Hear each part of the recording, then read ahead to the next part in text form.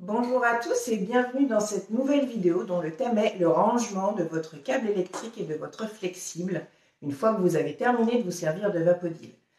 Vous avez été nombreux en fait à nous demander des précisions puisque selon les offres que vous avez choisies, soit vous avez le panier de rangement, soit vous avez la vapochette.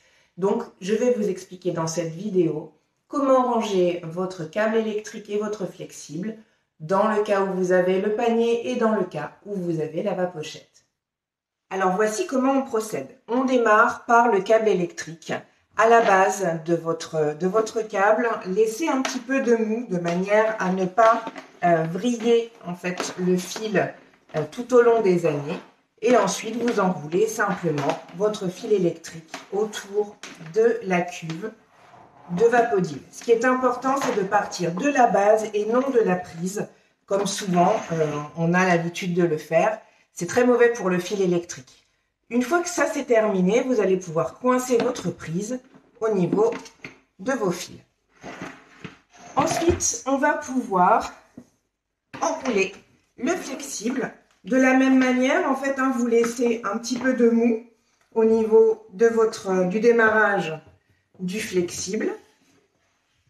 Et ensuite, vous enroulez votre câble et pareil, vous allez coincer votre pistolet au niveau du fil électrique. Comme ça, tout est bien installé.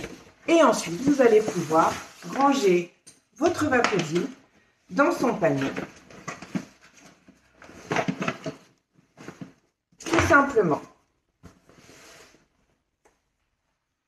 Comment procède-t-on pour le rangement du câble électrique et du flexible lorsque l'on a la vapochette? C'est très simple. On part de la base du Vapodil, ici au niveau du fil électrique. On laisse un petit peu de marge au niveau du fil, de manière à ne pas l'écraser lorsqu'on va venir insérer le câble dans la vapochette. Et ensuite, on enroule à partir de ce début de câble et non de la prise. On enroule donc le fil électrique du Vapodil dans sa main et on va pouvoir ainsi